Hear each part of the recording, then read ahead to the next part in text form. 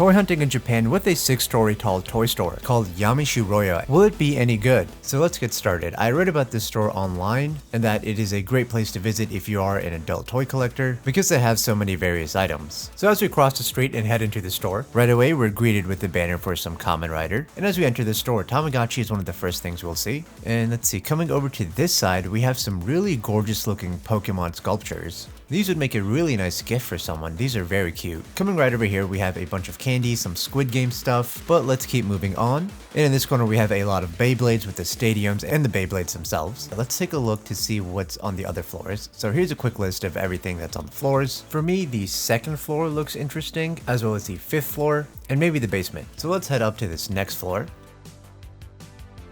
Okay, let's see, we have some really chibi Palverse figures. Coming over to this corner, we have some Deadpool and Spider-Man up there. On this side, Harry Potter. There seems to be a lot of Western stuff on this floor. I mean, there are still Japanese items here. We have Powerpuff Girls. I never expected to see that in Japan. Tom and Jerry, Minions in Jurassic World, and oh, here are the Transformers. Let's take a quick look at these. And I'll be honest, this song goes way too hard. I can't play much of it though.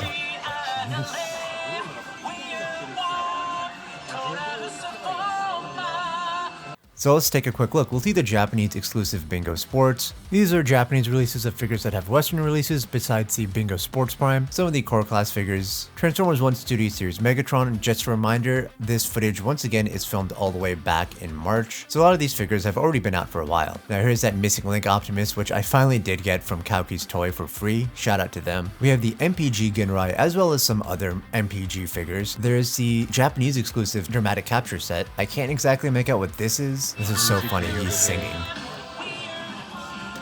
Okay, back to the rest of the figures. There's a lot over here, but once again, it's all stuff that you guys have already probably seen, but it does give you an idea for if you did come to this store now or in the future, exactly what type of figures they'll hold. These were all fairly new at the time around March. I mean, this has been out for a while. And there's the vehicle mode for the Bingo Sports Optimus. There's actually the 3-0 Rise of the Beast Bumblebee, but it appears to be sold out, and some more MPG figures. Taking a look here, now these appear to be some of the cheaper figures, and some nostalgic nerdy shirts over here with Transformers. Kind of regret not buying some of these. I mainly wear alt-wear, so it's not something I would technically wear. Now to the right, there's a lot of Ninja Turtles, so if you are into Ninja Turtles, this store is probably a great place for you to go. Here's a look at what's in this display cabinet, a bunch of various items. That Soundwave shirt's really cool. But like I said, quite a bit of Western stuff that you'll probably find in the US, like especially Back to the Future. There's a lot of Back to the Future stuff in Japan. In this display cabinet, there's John Wick, Terminator, RoboCop, The Boys, and Space Jam. I've never really seen They Live items in stores. Some more superhero figures on this display cabinet.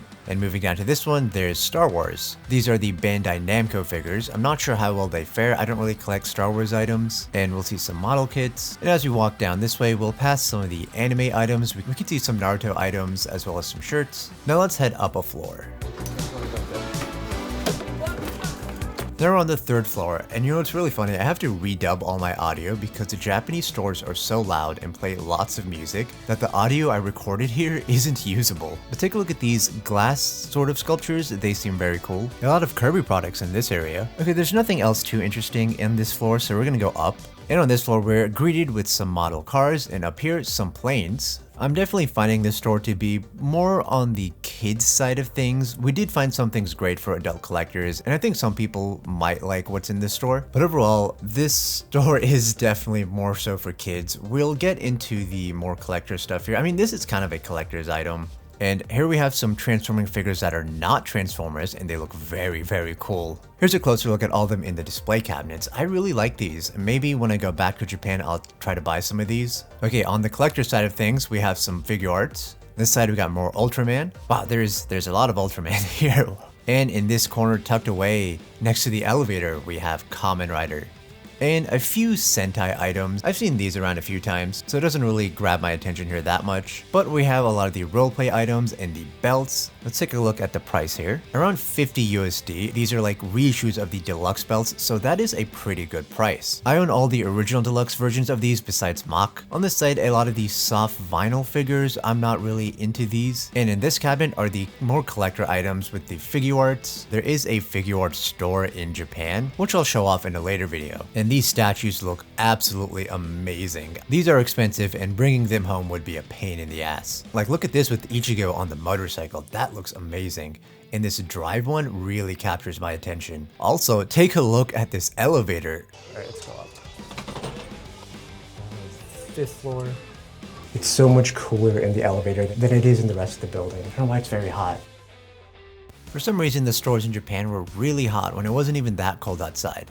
Alright, now coming down, here's a quick look at everything over here. Let's see what else there is. Huge fan of Cyberpunk, a lot of shirts, and as we slowly go up, we'll see some plushies and a Lucy figure. This seems to be way more expensive here than it is in the US. And if anyone's into Digital Circus, there you go.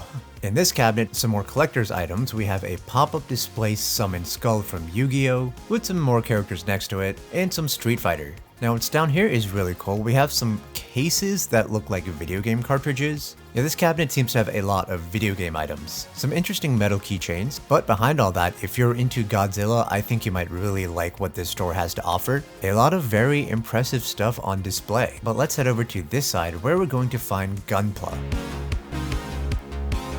So we got the classics to the left, looks like some figures at the top. Over here we have some more kits on display. And behind me we have the kits in boxes. You never see Zoids in the US. Some more model kits up here as well as some Idol Girl model kits.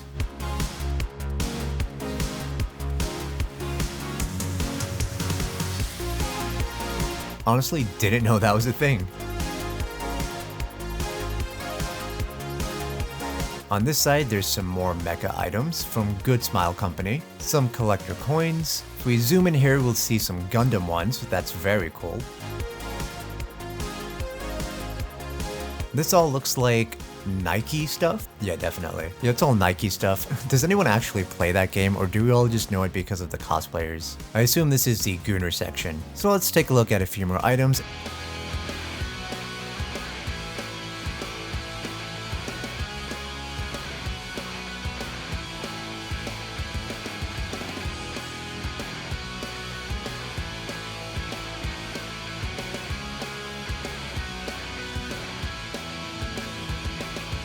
So that was Yamashiroya, and I think it is a fairly neat store to check out.